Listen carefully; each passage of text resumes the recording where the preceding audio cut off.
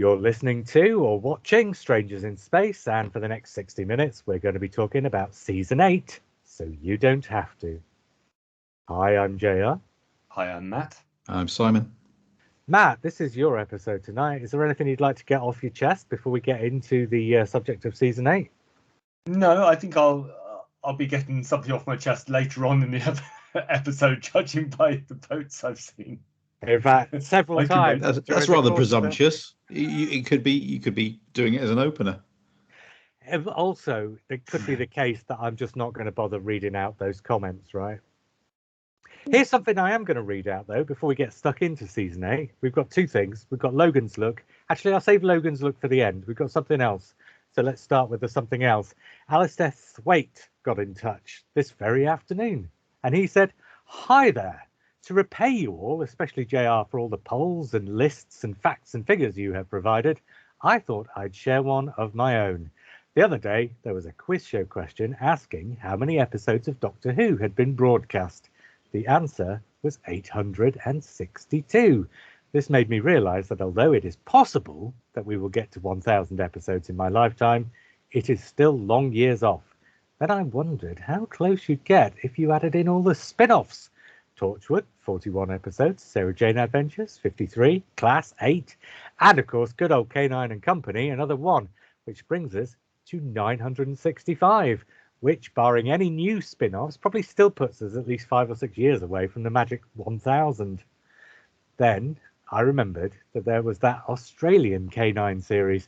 To be honest, I only ever saw bits of it and it looked a bit iffy, but if we count it, that gives us another 26 episodes, bringing us to 991, which brings us to Series 13, Flux, which will be 6 episodes, 997, then 2 more specials, 999, and then 1 more special for the 100th anniversary of the BBC, where Jodie Whittaker will regenerate, and which will also therefore be the 1,000th broadcast television episode set within the Doctor Who universe. This, says Alistair, is the sort of arbitrary milestone I can get behind. The fact that it's a bit dubious only makes it more enjoyable for me. It reminds me of all those Brazilian footballers who claim to have scored 1,000 goals. And when you look into it, they're counting pre-season matches and charity games with their mates and such things. He says, I hope you enjoy this fact too. Have a lovely day, Ali. Well, there you go. Jodie Whittaker will regenerate in the 1,000th episode of the, what are we calling it? The Who See You? Does that include Dimensions in Time? No, but we had this conversation. And the Infinite Dimensions Quest. in Time. Well, Dimensions in Time was broadcast as part of another program.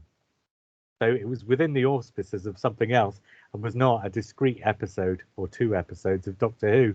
Similarly, Curse of Fatal Death, not discrete episodes of Doctor Who. I mean, it depends what you count as your canon. But if you count only things which were made and broadcast as discrete episodes of Doctor Who or within the Doctor Who universe, if you include the K9 series, which is still a professionally made licensed spin-off from Doctor Who, then yeah, you get to 1,000 with Jodie Whittaker's final episode. Nice coincidence, I think. Shall we talk about Season 8 then? Okay.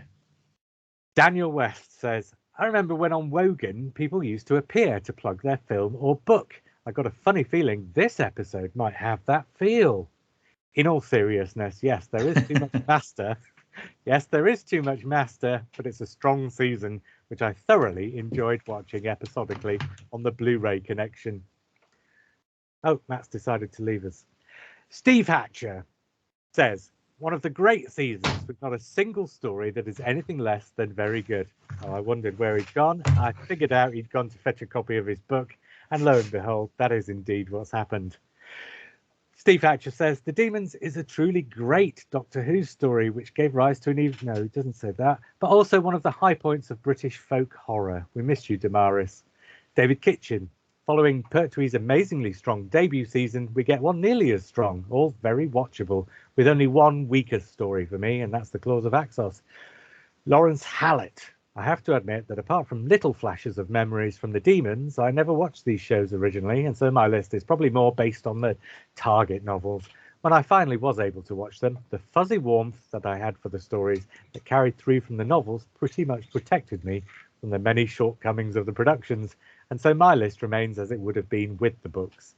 And Rod Brown says, a brilliant season. The Delgado Master throughout is not overkill, as each of his appearances brings something new.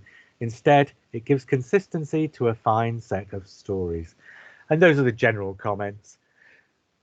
So some general comments from us before we get into talking through story by story. Matt, so you can plug your book later, but what is your overall take on season 8?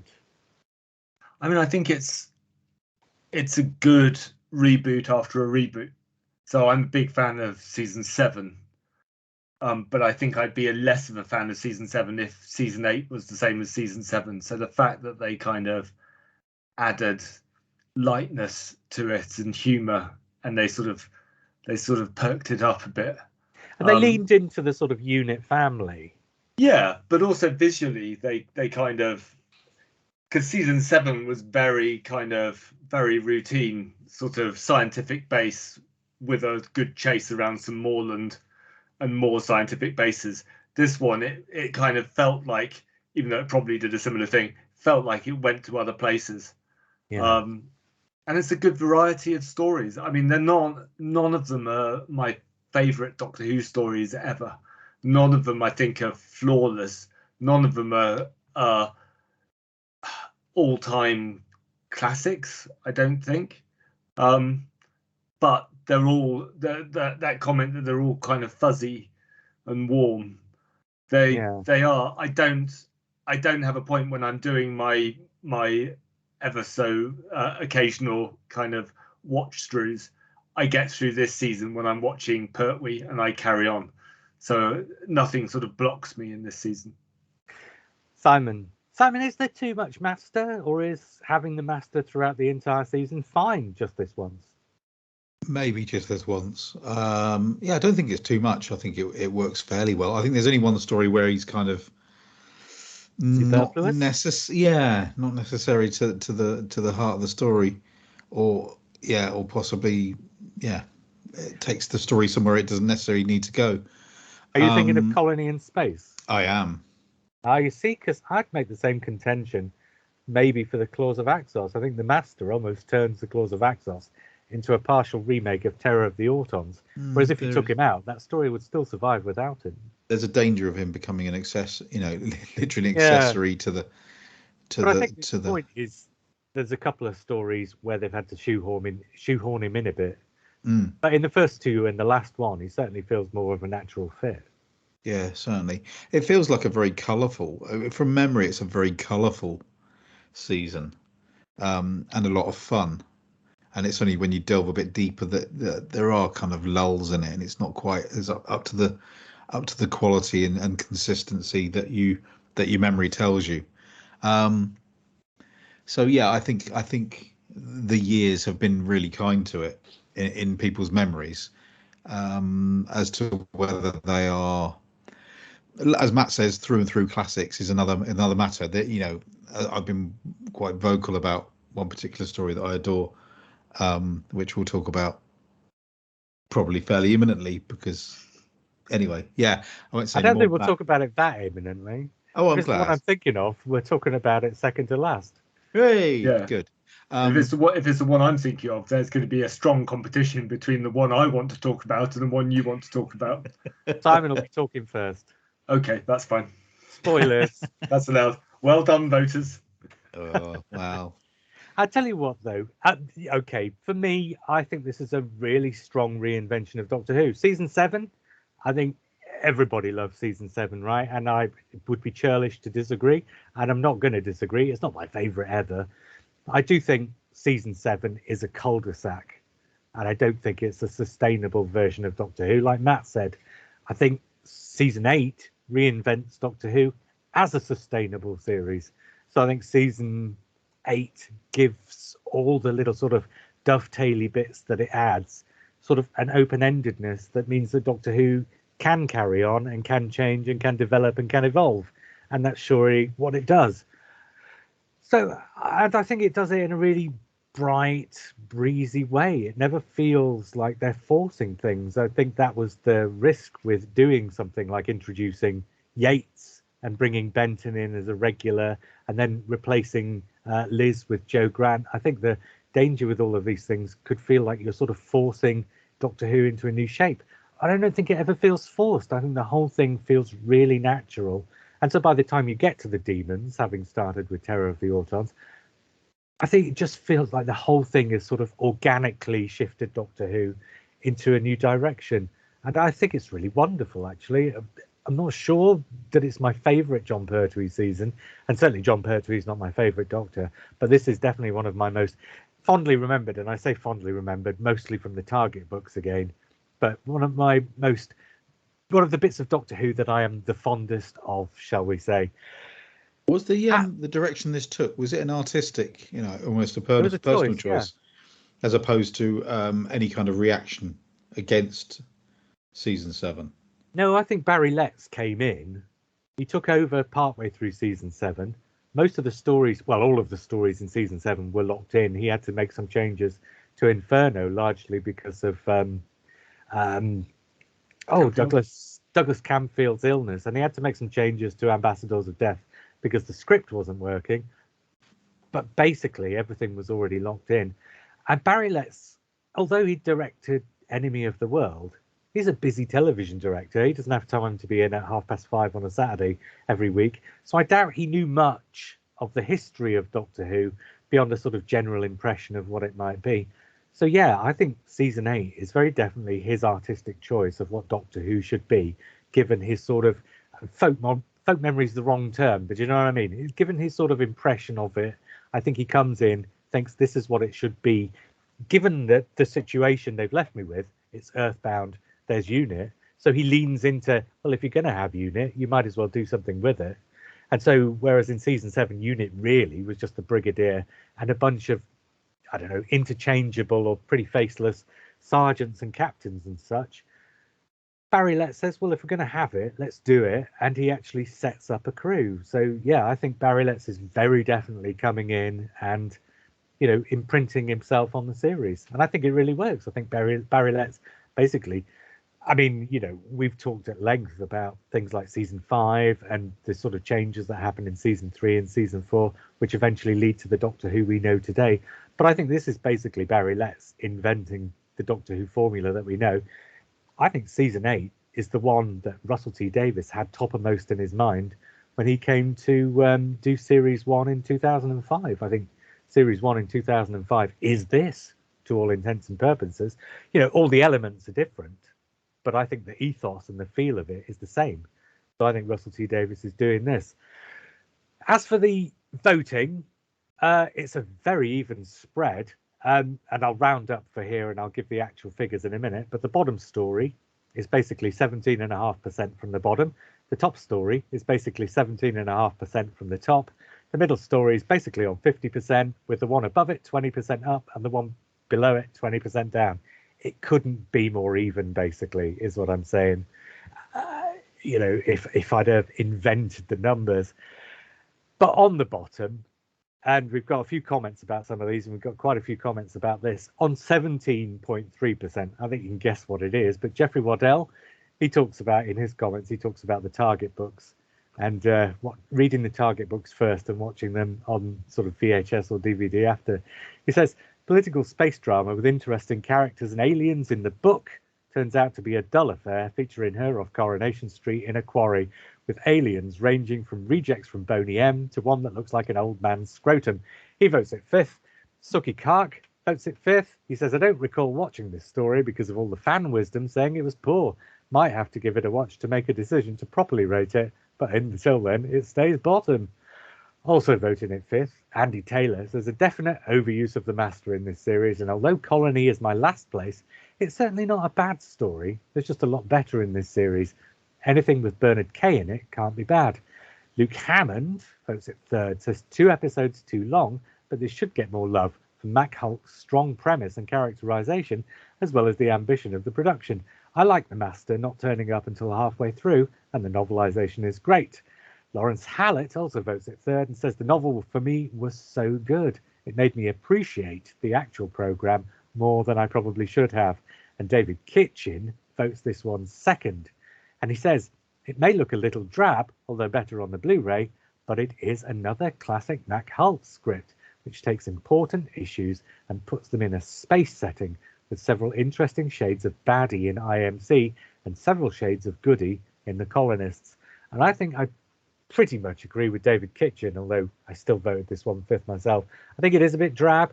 I think he doesn't do enough to enliven it and keep it interesting across 6 episodes. But I think the fact that it is 6 episodes rather than just 2.5 hours straight mitigates in its favour. I think it's a really good story that just isn't quite executed terribly well. Matt, how about you? I remember watching it and getting all the way through in one, so I was perfectly happy with this story. I think there's a kind of a paradox that the Master's one of the good things in it because the Master gives it life.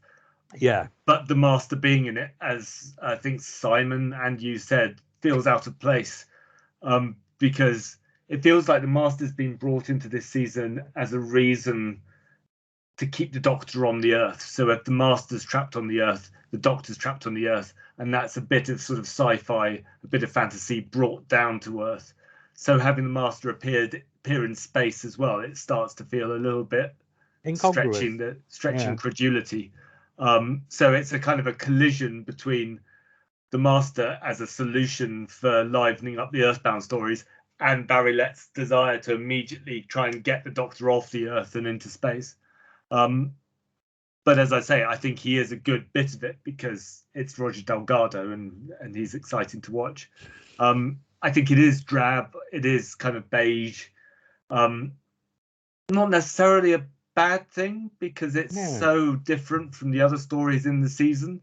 But having said that, you do need something really kind of conceptual, really kind of, I don't know, theatrical to pull it off, and I don't think it quite achieves that. No, I do like the monsters though. I mean, they're not great, but I do kind of like them anyway, to be honest. The scrotum ones. Yeah, and the sort of humanoid ones as well. They're not great at all, but they do liven it up when they turn up, I think. And I tell you what, one of the things that I very much remember from the novel, a bit like the stuff with the soldier who loses his mind and starts doing sort of cave paintings on crayon. I think the stuff in the in Colony in Space about the claw creature, where you what's that? Mind control. It's not hallucinations, but you know what I mean. There's projections or whatever into the minds of the people who think they're seeing an actual monster when it's just a robot monster. Basically, the same thing that was reused at the start of Frontier in Space that we're going to talk about in a few weeks. That I found in the book really worked very well, and that was quite a memorable part of the book. And I think that works well enough on the telly. Simon, what about you? How do you feel about Colony in Space? What I find interesting is, the whole idea that the Target novel decided that Colony in Space was too dull a title for a book, so therefore the Doomsday Weapon came into play. And then you've got this thing where the Doomsday Weapon is mentioned from the off, through the Time Lords. So you kind of feel like Colony in Space as a title is kind of masking what the Master's after. But that that's pretty much what he's after. So it doesn't quite.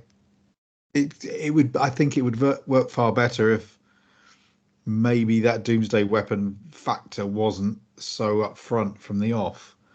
So the impression you get, and how I'm about 6-part stories, that these things are overstretched. It's a fairly dull premise, and I think it's got to be played in a certain way in order for something like that to work out. That this is kind of political, a lot of this story, and on paper it sounds like a really good idea and something quite rich, but it would have to be played fairly straight. But behind it all is this massive Doomsday Weapon, and that's what that's what the Master's after. So it's almost like they played the trump card from the off. So I don't think it's as interesting as it could be. Do you know what it reminds me of? And it's not necessarily a favourable comparison. Is the Martian Chronicles, And of course, they made a TV series, a sort of mini-series of the Martian Chronicles, like a decade after this? I think it was in the 80s, or maybe it was the late 70s.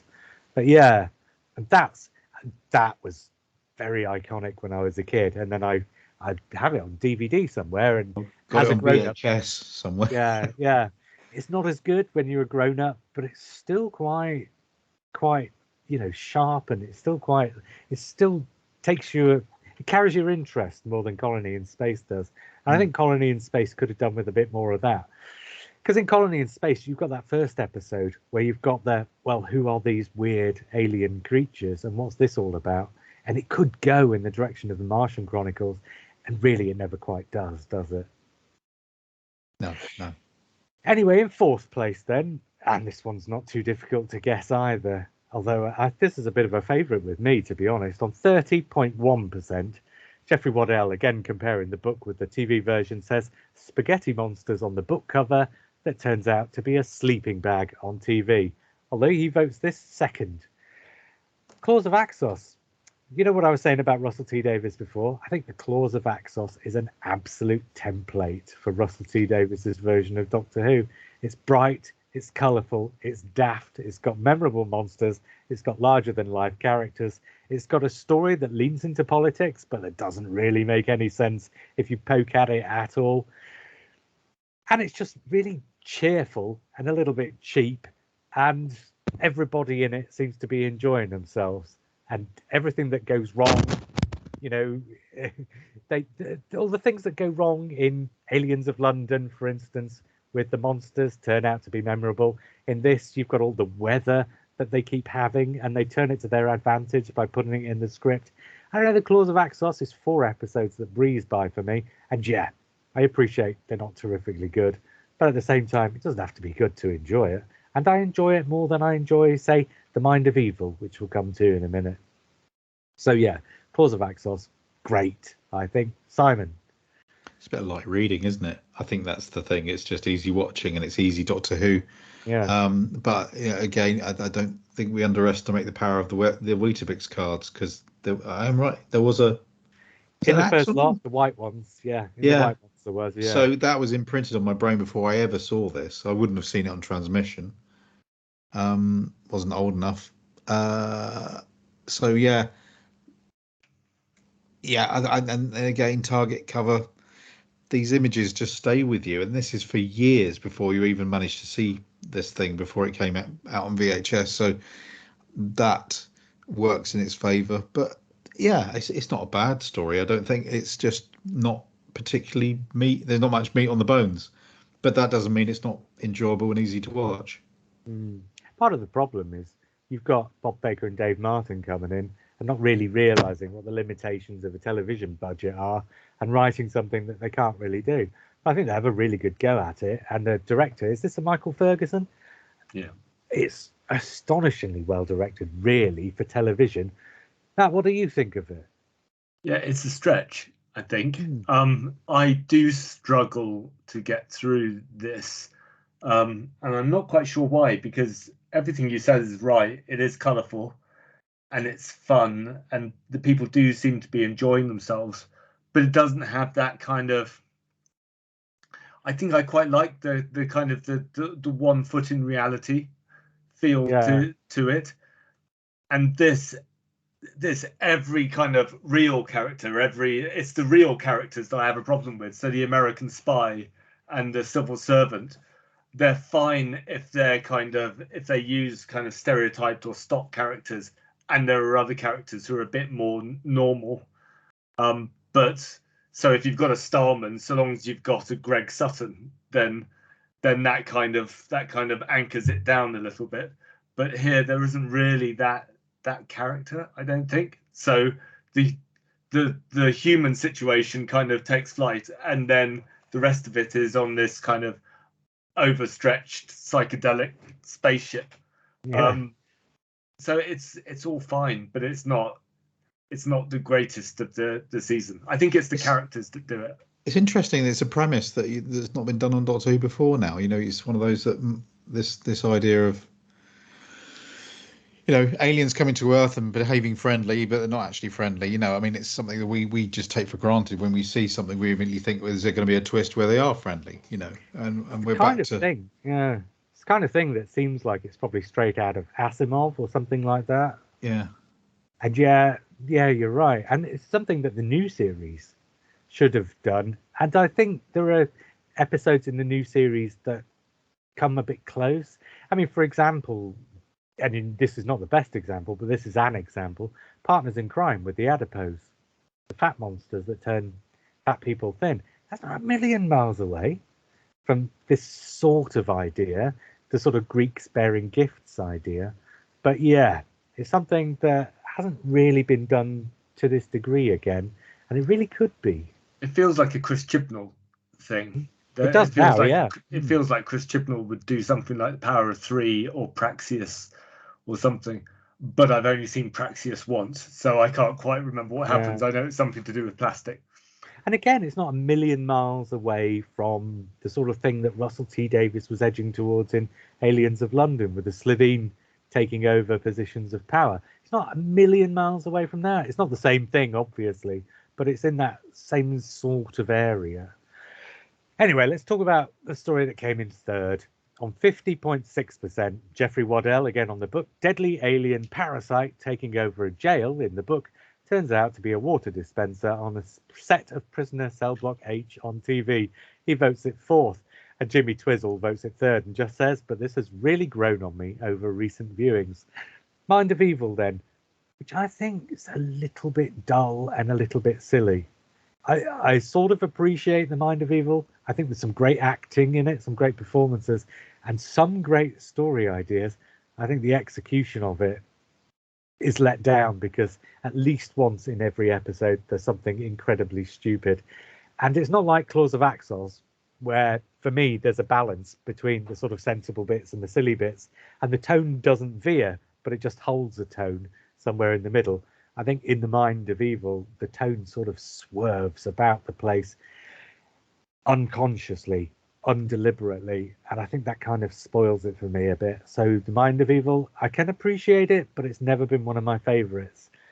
Matt, does it work for you? Yeah, well, it does, but the completely opposite of what you were saying. I think Claws of Axos, for me, the tone, as I was saying, the silliness, there is consistency, but it's consistent ridiculousness, which is fine. With Mind of Evil, I think the acting, the actors in it and the characters in it are really strong. There are a sort of a number of really kind of grounded individuals who are distinctive. I think Unit gets a good lot to do. Benton has a good job to do. Yates has something good to do. The Brigadier has a standout session. All the regulars have something to do and have a kind of a hero moment. The Master has a strong reason to be there, and taking over the prison is kind of perfect for the Master. I think it does have silly moments, but I think they are easily balanced by the kind of by the more human moments. And I think the action's really well directed. The location work's really well done. It doesn't feel like you're just sort of going back to the prison all the time. They kind of do bits of sort of Ambassadors of Death kind of nuclear missile stuff. So yeah, it doesn't hold together in terms of a plot. But I think it's an action event. It's like the Avengers. It is a sort of an Avengers-ish action adventure, which works for me.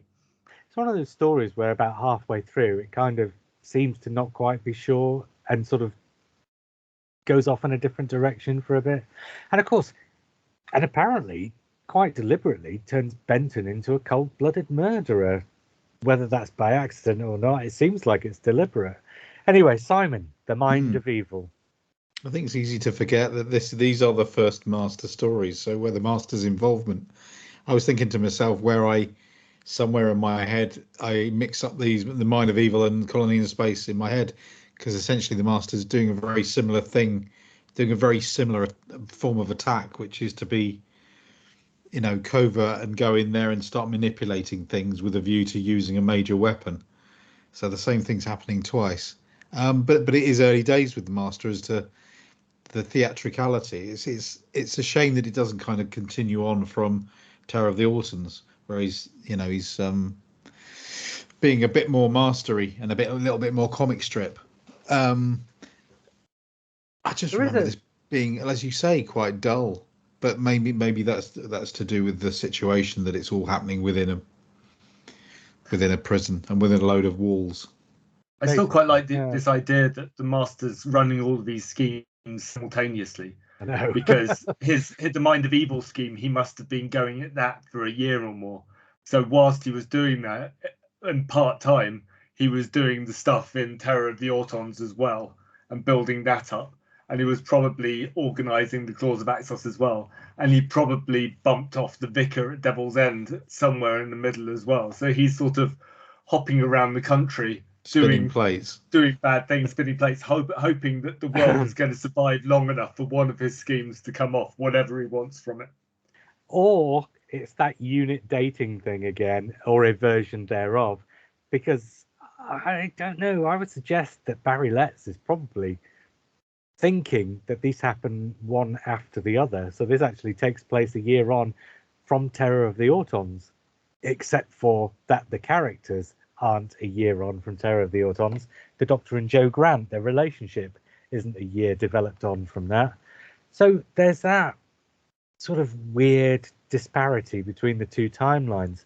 But it's a weird disparity that happens quite a lot in Doctor Who, where you'll get like an episode of The Seeds of Death where the Doctor gets in a spaceship and 20 minutes later in all the other characters' lives, he's taken a 6-hour trip to the moon.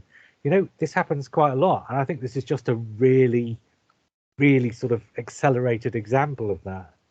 Yeah, but it gives you the opportunity. The explanation is the Master's been here for a while, which we know he has, and he's just been having a go at things. Yeah. I mean, I don't think there's anything wrong with that. That says a lot about the Master, if anything, the fact that he's able to be in multiple places. Oh, for sure. But I just don't think it's deliberate. I think that's an after the fact sort of retcon. Yeah. Anyway, let us, before we get into the top two, take a little diversion of our own. Let's do Logan's Look in the Middle for a change, and then we'll get to the top two, just so that I can hold out the suspense for anybody who's not worked out which story Simon wants to talk about and which one Matt does. Adrian Sturrock has been watching through all of Doctor Who in order with his 10-year-old son. Oh, he was 8 when they started. He's 10 now. In fact, I think he was 6 when they started, 8 when they started writing in, and he's 10 now. Logan from Down Under, and Adrian is annotating Logan's thoughts on each of the stories. They have got to the first half of Series 12. So with Jodie Whittaker back on the telly, as she will be when this audio podcast goes out, this is quite fitting. On Spyfall, Logan says, "This story was very good, and I liked how this story was about spies. It was very ominous when the Doctor and her friends were all picked up by security guards at the beginning, and the scene with the out-of-control car was very interesting. It was good how the Doctor and her friends were investigating what was going on with O and Daniel Barton, and it was nice to see them in Australia. It was shocking that O turned out to be the Master, and it was a really good cliffhanger with the plane about to crash. It was good how the Doctor met Ada in the strange place. I liked how the Doctor went to 2 different time zones while the Master chased her. It was interesting to see Paris during World War II and to see the Master posing as a Nazi officer. It was very interesting that Gallifrey has been destroyed and that it was the Master who did it because the Time Lords had lied about their beginnings." Score 86 out of 100. I think 86 is one of the highest scores he's given for a good while. Orphan 55. This story was good. It was a very different type of story, and I mean it this time because there was an orphan planet, which was actually Earth. It was strange how Graham won a free holiday. The dregs kind of looked like a typical monster. It was a big surprise that Orphan 55 turned out to be Earth, and it was a good message from the Doctor at the end of the episode. Score 81 out of 100. Nikola Tesla's Night of Terror. This story was good. I like how it was set in the past and how Nikola Tesla was in it. Before I saw this episode, I knew that he had invented electricity. The battle between him and Thomas Edison was interesting. The Skithra were interesting aliens who looked strange. I liked how Nikola Tesla and the Doctor worked together to save the day, and also how Thomas Edison said that Tesla was going to cause danger to get everyone inside when the Skithra arrived. Score 78 out of 100. Fugitive of the Jadoon, which won our poll, by the way. This story was good, but it was strange how the Jadoon were on Earth looking for a fugitive. It was nice to see Captain Jack because we haven't seen him for a while. It was interesting when Ruth said she was the Doctor and was a Time Lord and had a TARDIS. It was confusing how neither of the two Doctors could remember each other, but I guessed that Ruth was the earlier Doctor because she had an old TARDIS console room and didn't remember the sonic screwdriver.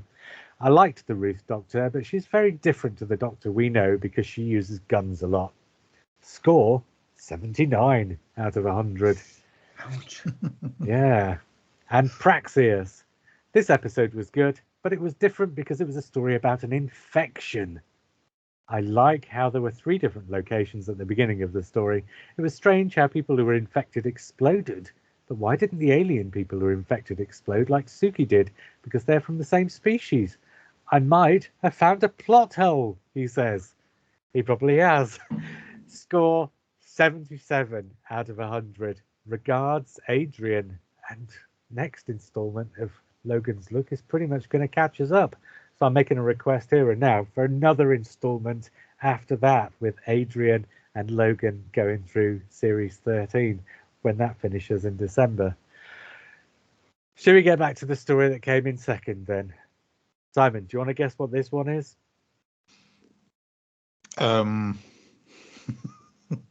Yeah. On 69.2%, Simon and mine favourite story from the season. Will Elliott says, I think the Autons work much better with an eerie leader like Channing, and the Master's plan is rubbish. Stunning performance from Michael Wisher, as always. Hello, Joe, and I'll never look at a boiled egg and not think of poor old Gooch. He votes it second. Jeffrey Waddell and the others vote it first. Jeffrey Waddell says, big alien octopus in the book that is just a fuzzy outline on TV. David Ewan, a colourful one with Holmesian elements aplenty and nicely violent. Pace as well, and many iconic set pieces like the policeman and the doll. Jimmy Twizzle just says comfort viewing. We recently reviewed The Omen on Film Club, and I think the ultimate sort of verdict on The Omen was that it's a bit of a rubbishy B-movie, really, but it stands up to repeated viewing because it's so entertaining. I think you could probably say the same about Terror of the Autons. It's a bunch of set pieces held together by a narrative that just about holds water. I think it works. I love it. I can watch it over and over. I think it's one of Robert Holmes' most entertaining stories, even if it's not necessarily one of his best. Let's go to Matt first. Yeah, I agree. It is a series of set pieces held together just about by a storyline. I don't think it works quite as well as you or Simon think it works, so I'm not as much of a fan. I think that's possibly because of something like Weetabix cards or the novel or something like that, or Nostalgia. Or nostalgia. I still think Spearhead from Space is better. Oh, I do too, yeah. And I think Spearhead from Space, even though it's difficult to compare one to the other, they are 2 season openers featuring the Autons one season after another. So there's a clear parallel, and I think this is the moment. I like the fact that it kind of cements the ethos of this series right from the start. This sort of colourful madness with Time Lords appearing in bowler hats, and Robert Holmes really gets what Barry Letts wants, and Terrence Dicks allows Robert Holmes to get what Barry Letts wants. So it's kind of like Stephen Moffat writing for an RTD produced episode. There's that kind of synchronicity.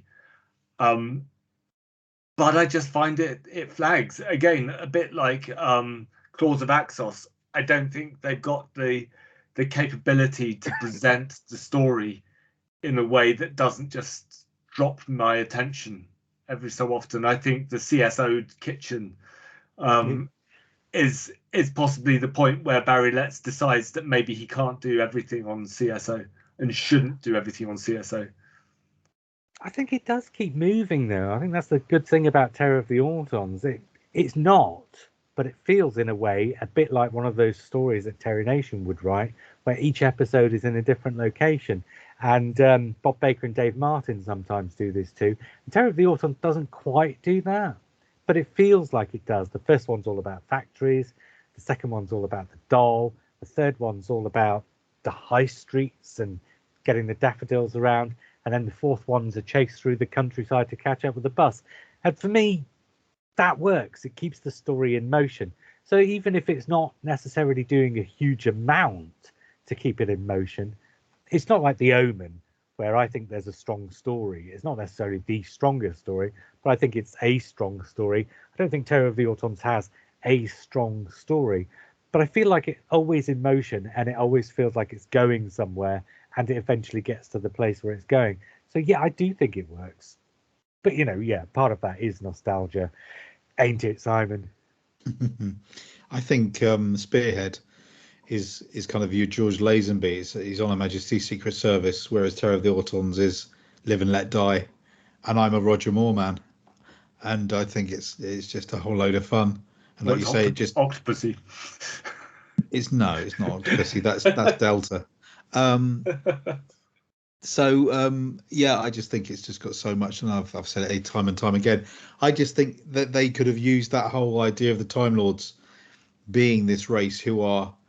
It kind of makes a lot of sense that if Time Lords have an interest in Earth and in cultures, that they would kind of do the same, much like the Doctor does, and get it slightly wrong and try and integrate. I mean, I think if they were going to bring the Time Lords back in the new series, then they could do far worse than doing the same thing of having them suddenly appearing and being just like covert agents within Earth or what have you, where the Doctor can't detect them.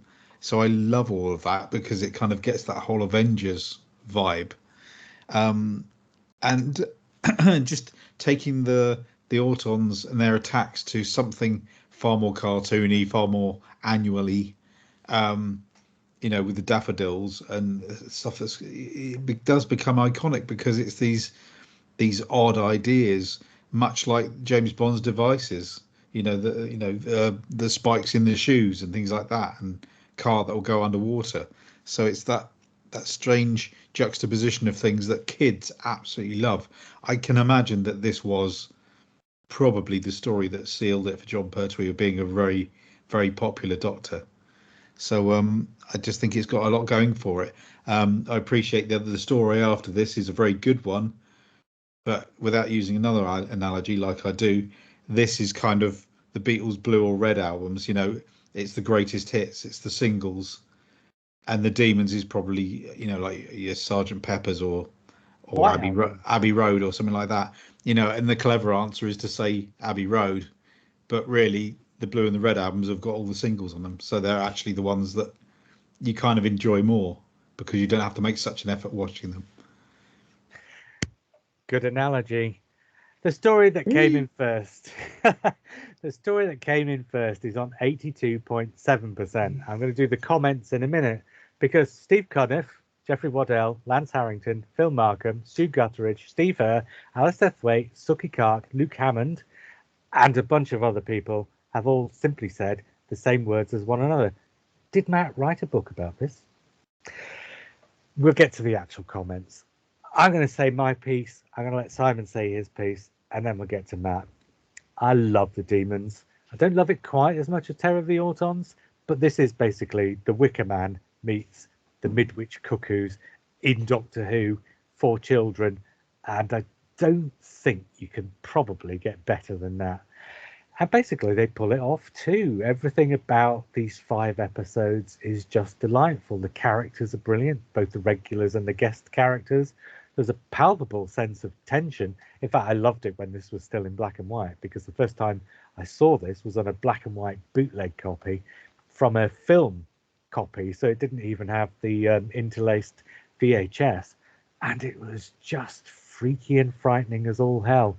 Even in colour and back in interlaced again, it still works. It's a lovely story. It really evokes a time and a place.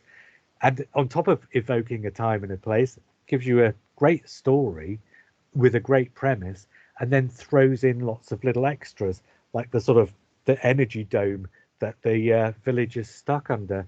The Demons is just bloody wonderful, really. And the only thing that could probably make it better is if they'd given it to Robert Holmes to do a polish, so it was a little bit funnier, maybe. And the book was bloody good too. Simon.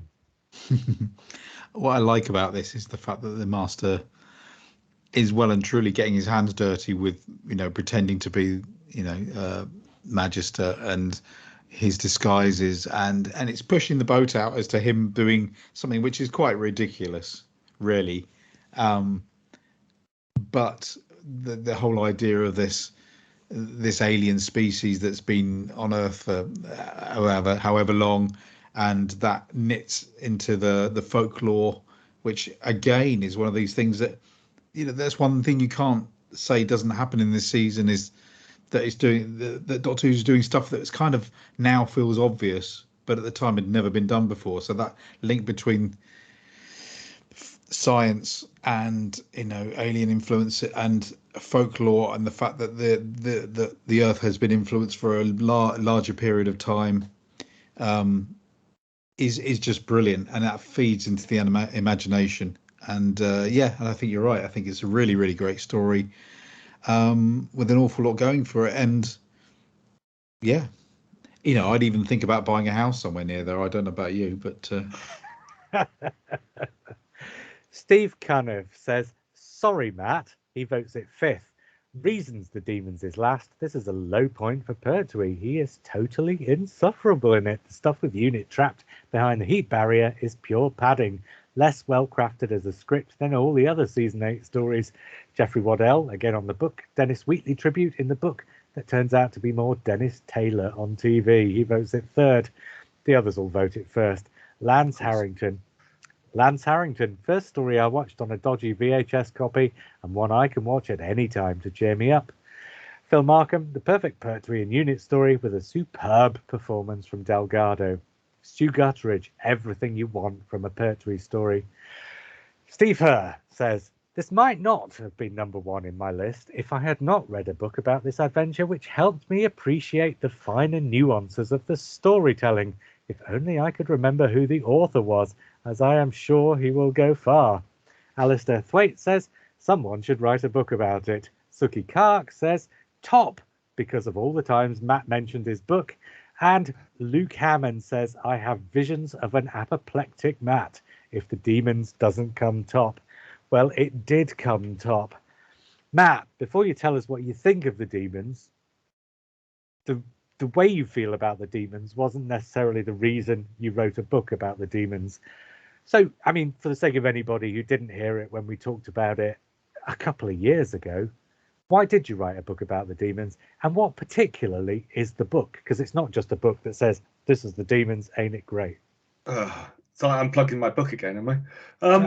I'm getting you to plug your book. Don't pretend you're being reticent.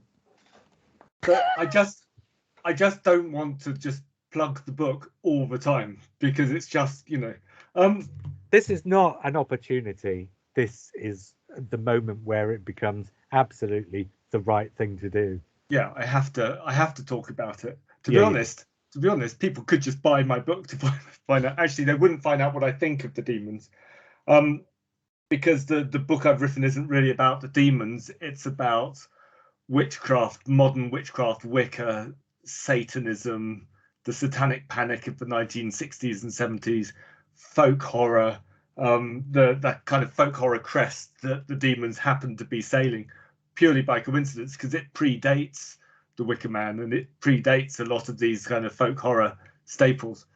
I do like the Demons. It's not my favorite ever story, and I can see the flaws of it, but I did an MA in the history and literature of witchcraft, and a PhD in film. So I'm kind of not uniquely suited, but I am quite suited for writing a book about the presentation of witchcraft and Satanism in film. So that's how I pitched myself. It's good. It is good. It is, and it's surprising. It is episodic. It is like 10 Terror of the Autons, it kind of wrings every last bit out of sort of magic situations, or out of Dennis Wheatley, that it can get, and it gives an extra twist to them, and it strings them along. It doesn't quite hold up as a continuous story, much like Terror of the Autons, I would say, but I think it does have such strong characters and such a strong sense of place and location, and the actors are all enjoying themselves, and that does add a sort of a pleasure to it. I think that all holds it together, and it gets away with it. I think the Doctor is insufferable, but unlike Mark Cockram, who has a real problem with Pertwee stories, I think that's the whole point of the Third Doctor. Yeah. He's insufferable, and his pomposity is punctured throughout this. He keeps saying that magic doesn't exist, and at every turn they demonstrate that magic does exist. It's just, and that the characters in the village, Miss Hawthorne, actually understand what's happening in the village. They just have a different language to it. They know how to fix things. Jo knows how to or works out how to fix things in the end by accident.